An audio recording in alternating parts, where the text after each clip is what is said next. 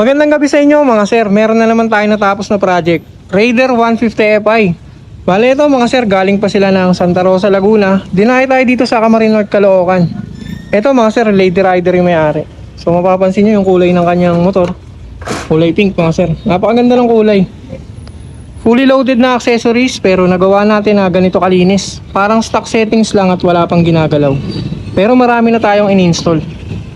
Ang isa sa in-install natin, MDL na Zenlo X1 GT 70 watts mga sir. Sobrang solid ng buga ng MDL na to. In-installan din natin siya ng aftermarket switch na Honeywell switch version 2 mga sir. Kinonvert natin to as plug and play. So itong switch na to, nandito na lahat ng function na kailangan nyo. Hindi natin inalis yung stock horn, nandyan pa rin mga sir. Tapos sa kabila, dito natin nilagay yung kanyang loud horn. Dito yung stock horn. Tapos nilagyan natin ng rapid dyan pag diniinan. Napakalakas ng busina mga sir. Tapos ito yung MDL switch nya. Ang kinabit natin na switch dyan mga sir, hindi budget mid. Original Zenlo rin yan mga sir. Tapos meron niya rubber sa likod. Waterproof na siya. So testingin natin yung MDL. Kung mapapansin nyo mga sir, sobrang tingkad ng ilaw. Sobrang solid. Ang laki ng sasakupin na kalsada. Tapos may passing. Pati yung headlight mga sir, nilagyan natin ng passing yan. So kahit naka-low may passing, kahit naka-high may passing. Hindi mawawala ng passing mga sir. Dito naman tayo sa pagkakagawa natin. Simulain dito sa headlight, napakalinis. Walang makikita ng mga relay or mga kalat-kalat na wire. Dito naman sa may steering mga sir, napakalinis din yan. One line setup, lahat ng wire sama-sama sa isang harness. Hindi natin ginalaw yung stock harness mga sir. Kung mapapansin nyo, intact yung ating pagka-wiring. Kahit magpapalit kayo ng ball race, walang magiging problema sa wirings nyo. Ang kinabit natin na wire dyan mga sir, Japan wire, nakahinang lahat. After hinangin, bibilutin natin ng tape. Susuksukan pa natin ng shrinkable tube para walang maging tawag dito, para hindi mag-umido yung wire kahit mapasa. So simula dyan hanggang dito mga sir, one line setup yan. Napakalinis ng pagkakagawa natin. Ito naman yung in-install natin sa kanya na PIA loud horn. Original yan mga sir. Money back guarantee pag peke yung kinabit natin. So yan, naka terminal. Ang ginagamit natin na terminal dyan mga sir, Japan din. Pure copper, hindi yan kakalawangin. Tapos yung mga wire niyan mga sir, naka-bridge din yan. So inipit na natin dito yan, nakatali na. Tapos maganda yung pagka-mounting, walang sinasabitan. Meron niyang clearance sa makina. Dito naman sa may bandang batok mga sir, napakalinis din. Wala kayong makikita ng mga kalat-kalat na relay or mga wire.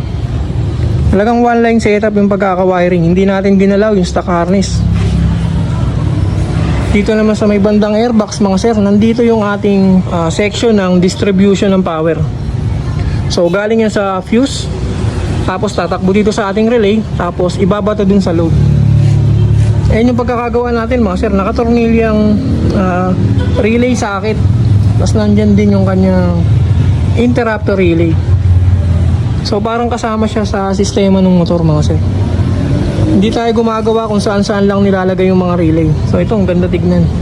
Tsaka madali siyang palitan pagka kung sakaling masira yung relay. Pero yung ginagamit natin na relay dyan mga sir, hindi yan budget meal. Imasen yan mga sir, made in Japan din tong relay na to. Kagaya siya ng Denso. Dito naman tayo sa may bandang battery. So ayan mga sir, kung mapapansin nyo, naka-terminal yung ating grounding. Hindi natin yan basta-basta iniipit lang sa tornilyo. Meron siyang terminal, tapos naka-bridge. Ang kagandahan mga sir, pag tayo gumagawa, hindi natin tinitipid sa materyales.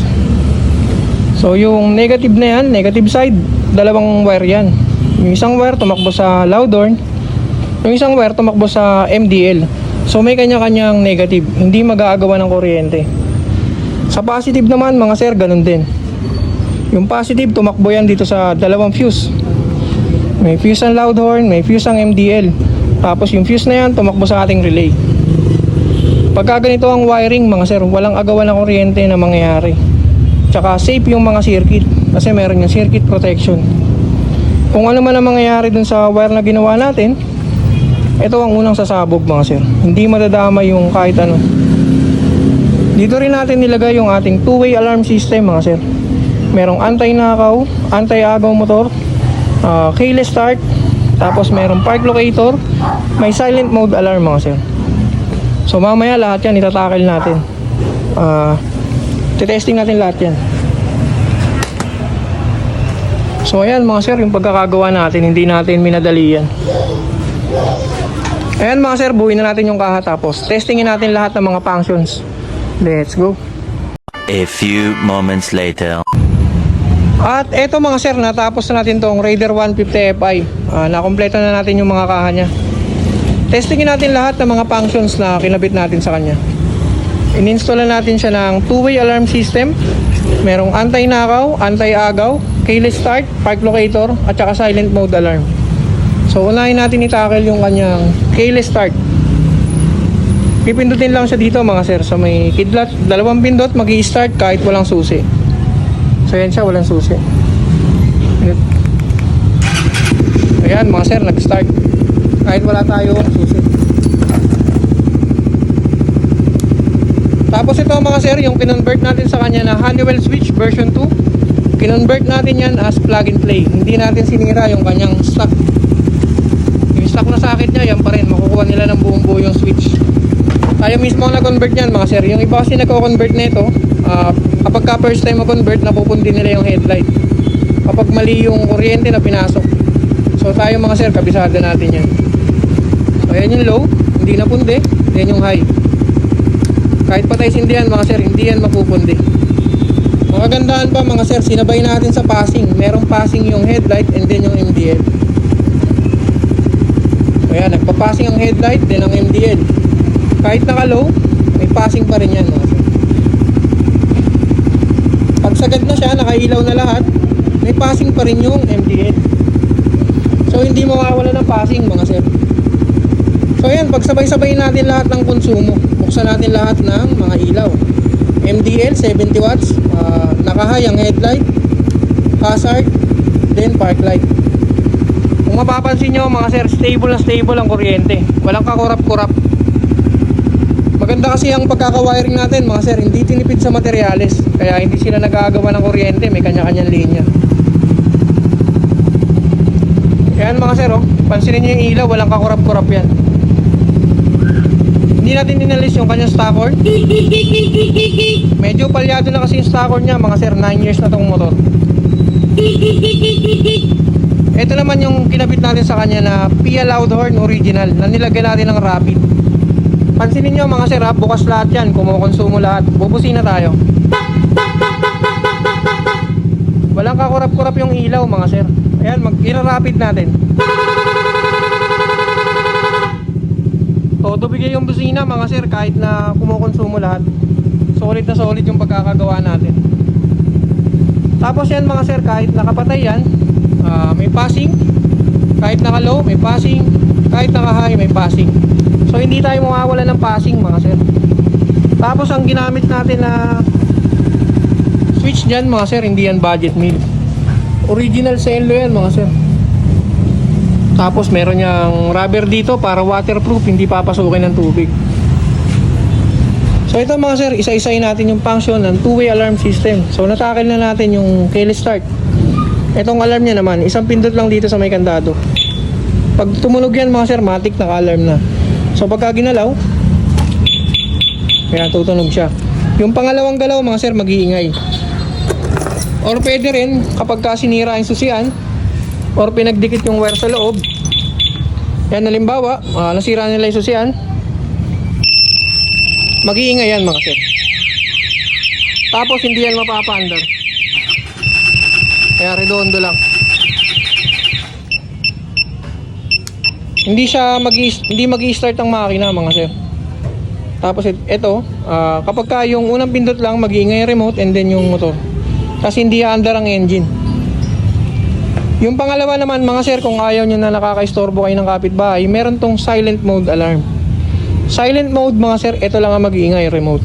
Kumbaga i-inform kayo ng motor nyo na may gumagalaw sa kanya. So 5 pindot dito sa taas. 1, 2, 3, 4, 5. Yun, activated na mga sir. Kahit galawin or sirain ang susian, halimbawa sinira na yung susian, yan, na-open na nila. Etong remote lang yung tumutunog. Halimbawa, yung motor nyo nasa labas ng bahay, tas nasa loob kayo, malalaman nyo na may nagnanakaw ng motor nyo. Ang kagandaan pa mga sir, hindi yan mag-i-start kahit sa kick or sa push start. Mamamatayan mga sir. Pinapatayan ng alarm, tas hindi na uli. Ayan. Puro redondo na lang ang mangyayari mga sir, hindi mapapa-under yan. Tapos mga sir, meron din tong anti-agaw motor. So halimbawa, kinuha na yung susi nyo. Start natin. Ayan. 200 to 250 meters ang kayang abutin ng remote na to. So, hanggang dun sa simbahan mga sir, abot yan.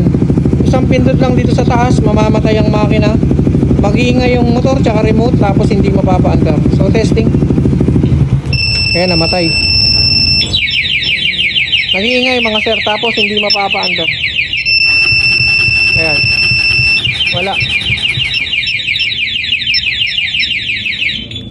So yun mga sir, safe na safe yung motor nyo pagka meron kayo na ito. Meron din pala itong park locator. Ayan, pagkahanapin nyo sa parking. So yun mga sir, okay na tong Raider 150 Fi. Galing pa pala to mga sir ng Laguna, Santa Rosa. Dinayo tayo dito sa Camarin North, Caloocan. Maraming salamat sa panonood mga sir. Para sa mga gusto mag-avail ng ganitong package, kahit anong unit, kahit anong brand, gumagawa tayo.